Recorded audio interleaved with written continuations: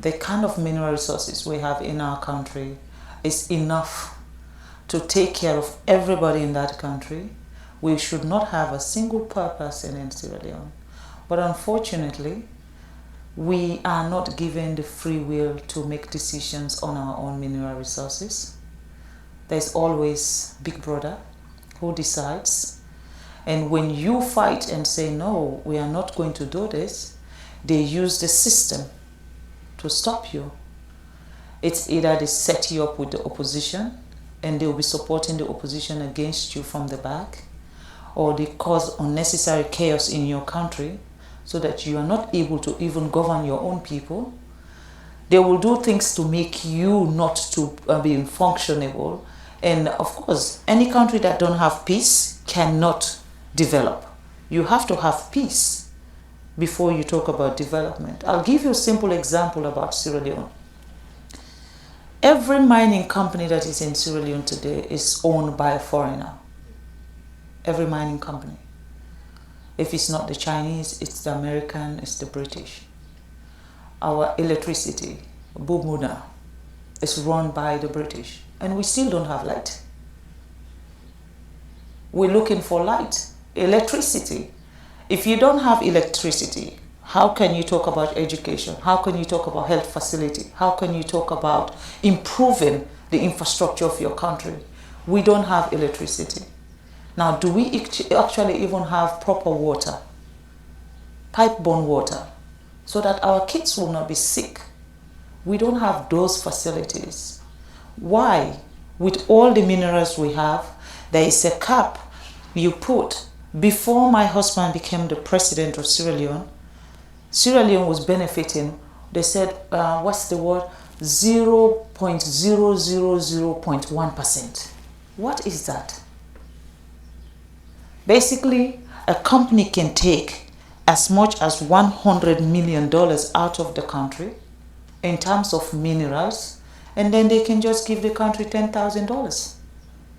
Now, what will $10,000 do for our health system? What does $10,000 do for our educational system? And these are the things I believe that are stopping Africa from progressing. We don't have a say. The sense about us celebrating independence, I don't know why we celebrate independence, because we are not free. That is my own take. I'm not speaking also on behalf of the government of Sierra Leone, nor am I speaking on behalf of His Excellency the President. I am speaking as Fatima, as a citizen of a country who believes that things need to change. I feel Africa, patriotism is very important. You have to love your country to want your country to be a better place. Patriotism, I think we have to have that sense of patriotism in our countries, and our leaders also should be subjected to that. You know, it is not only when you were talking about election and then everybody come out and celebrate, and after election, that's it. Accountability. Who accounts for what is happening? Who is the one who is changing the narrative of what is happening? Like I said, as a First Lady, I am not part of a government system. I am a wife of a president. So when I speak on behalf of the people, because I understand what the people are going through. At the end of the day, I'm not being paid salary, and I cannot be fired either. So that's the advantage. That's the advantage of being a First Lady. But I believe that for Africa, what is happening in Africa today, it needs to change, and it needs to change now. There is no time like now, because for Sierra Leone, we now have a president who believes that we cannot wait for other people to come and develop us. We cannot wait for another country to come and prescribe how our country should be run or what we need in our country. You know, this divide and rule, if you're close to China, we will not come to your country. If you're close to America, we will not come to your country. I mean, the fight that is between England, Europe, America, China, Russia is not a Sierra Leone fight. That's not our problem. We're fighting for our daily bread. We're looking to have education, just like America. We're looking to have good health facility, just like Europe. We're looking to have governance structure. where one single person cannot be the dictator of a nation. That's what we're looking for. And in that process, we're going to be allies to everybody who wants us to grow. But if we now align ourselves with someone, and then this other person now feel offended that, oh, you know, I'm coming from China now. I flew in, I mean, I've gone around the world to get to Boston, you know.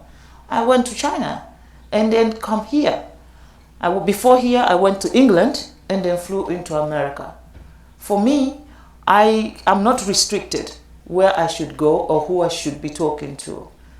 I am going around the world to see a country that sees Africa not as not just as an ally of what you'll be getting from us, but a country that sees Sierra Leone as partners and treat us with respect. You cannot be coming to our country and take everything that will make us develop, and then you still treat us as inferior people, as if we don't know what we're doing. I think that is wrong. You know, we're looking for partners that value us. People that will come to our country and say, you know what, this country has suffered enough, they need to grow. We were once the atom of Africa. Every country within sub-Saharan Africa used to come to Sierra Leone for our education. And today, what can we be proud of? We cannot talk about education in Sierra Leone because they've ruined that for us. Everything that has empowered Sierra Leone has been ruined. And now we have a leader who wants to fix everything. There is a problem. In Africa, you should not have a leader that is assertive, a leader that knows what his people want, a leader that wants to change what is happening. The moment you have that, it's everyone's target. And then they find reason to slow you down, they find reason to stop you, and they use that system of corruption. They use corrupt people, they use negative people, they use unpatriotic citizens to come after a government who is doing what is right for a system. I think we need to address those issues. Unfortunately, I don't know I'm very good at name calling, but at the moment, I don't know who I should be screaming at. I think, respect for one another is very important, and the love for one another and compassion for one another is very important. That is what we have lacked for a very long time in a place like Sierra Leone. And again, whenever you bring up such conversation, they will try to make reference to the war. I don't think respecting a woman, you need 20 years to understand that a woman deserves to be respected. I don't think so. I just believe it's a macho thing. It's where men feel like they are just superior and women are inferior beings, and that we have to be silenced, that they could do whatever they want to do and get away with it because there's no one to ask them why. I think that's what has gone on for far too long in Sierra Leone. And with the advent of the Hands of Our Girls campaign, they see it as having a direct confrontation with them. And of course, when you fight evil, evil try to fight back. And we've been pushing. We go 10 steps forward, they push 2 steps back, we move them 15 steps forward. And that's what we've been doing in the last 5 years to now. They have realized that this is not going away. So the best they've started doing is comply and know that we are not joking. This is not a political issue. This is a national issue. Our children are being endangered. Our women are being bullied. Our women are being degraded. And we have 52% of our population who are women. And if you now push 52% of your population in the kitchen, definitely, it's like asking Muhammad Ali to do boxing with one hand. He will not succeed. Everybody had to contribute in nation building. If we want our country to be developed, the women and men had to work as partners.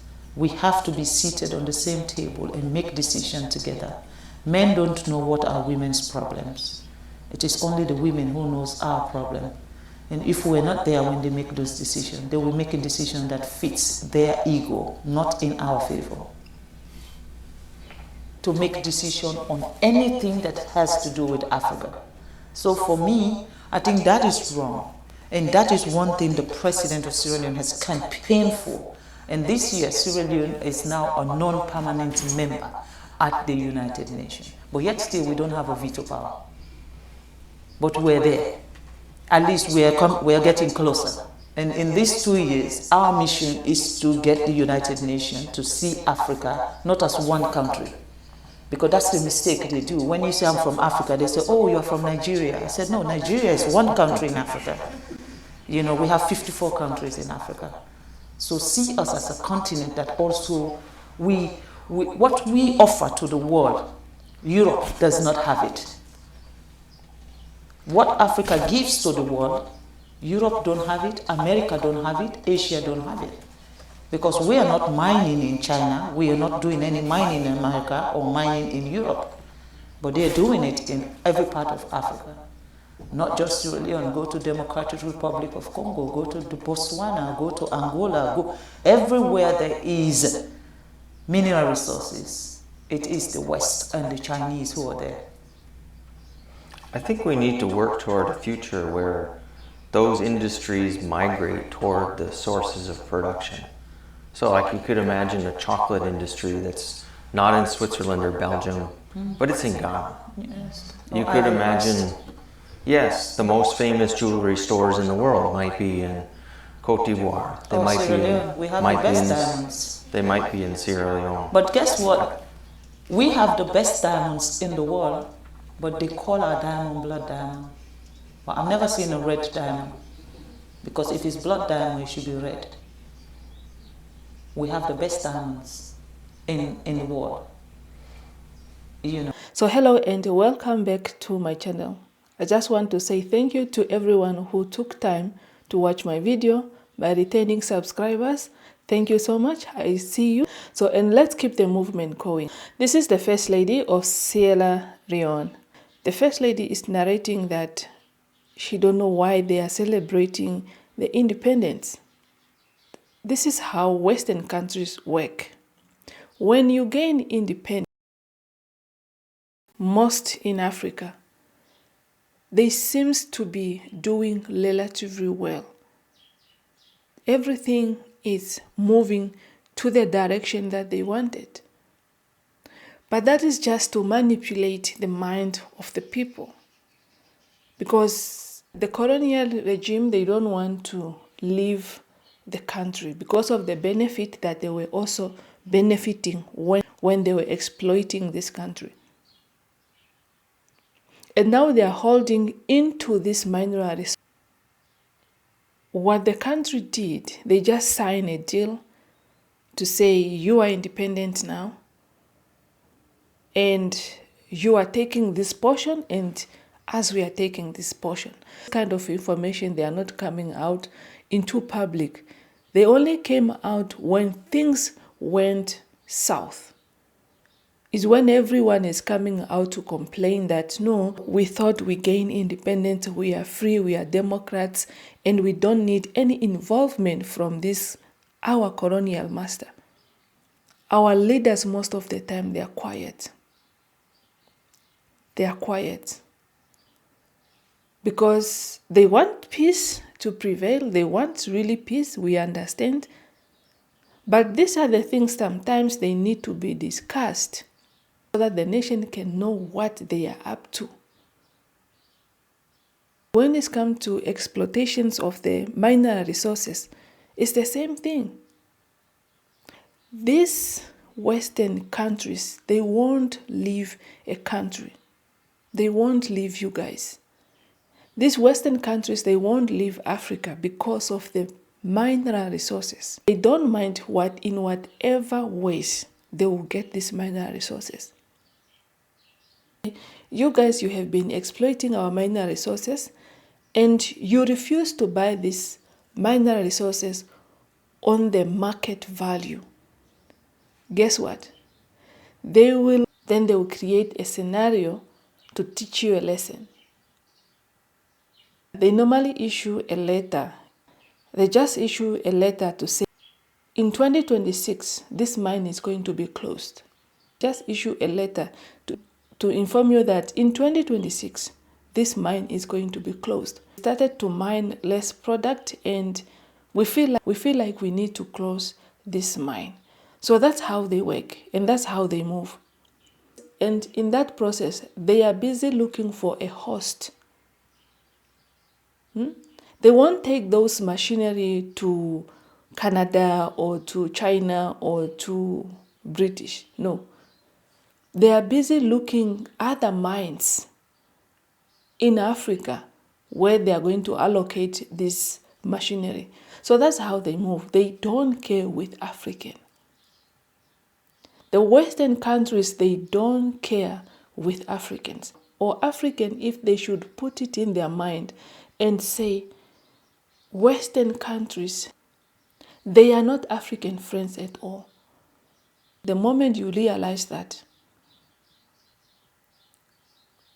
you guys, you should be at a better position to negotiate whenever these investors are coming into the country.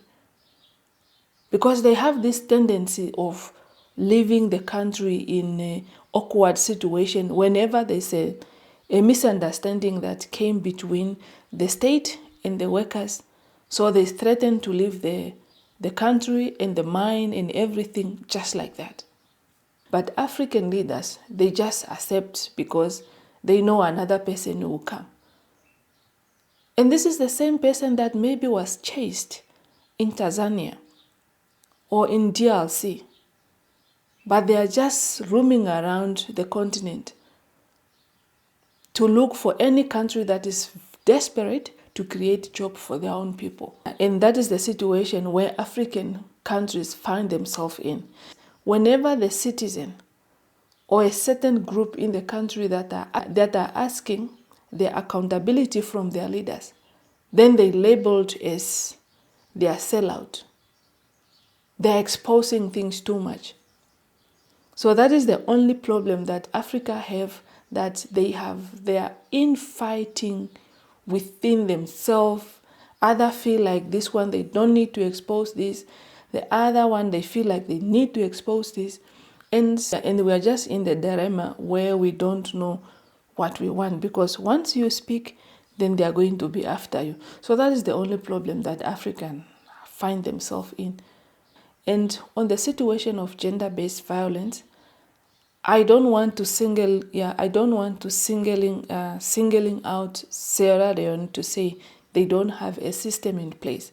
But most of the countries in Southern Africa, Central, North, West, the whole African country to say by now, they should have after the perpetrator. That is where the people are being discouraged, because the security personnel, or they also have their issue that they find themselves in. Maybe the lack of transport to go and trace that person the moment the crime was reported. So now, by security personnel not to act on time, so they are giving this perpetrator time also to escape, so that by the time they reach on the spot, this person is not on the spot, they are on the run. So this is the only problem that we find ourselves in Africa, because police, they are not acting on time. Yeah, we have a system in place, but this system, they just need to be enhanced, enforced. More resources, they need to be allocated to these sectors when it's come to gender-based violence, because they are increasing. But we just need more support. But with that, thank you so much for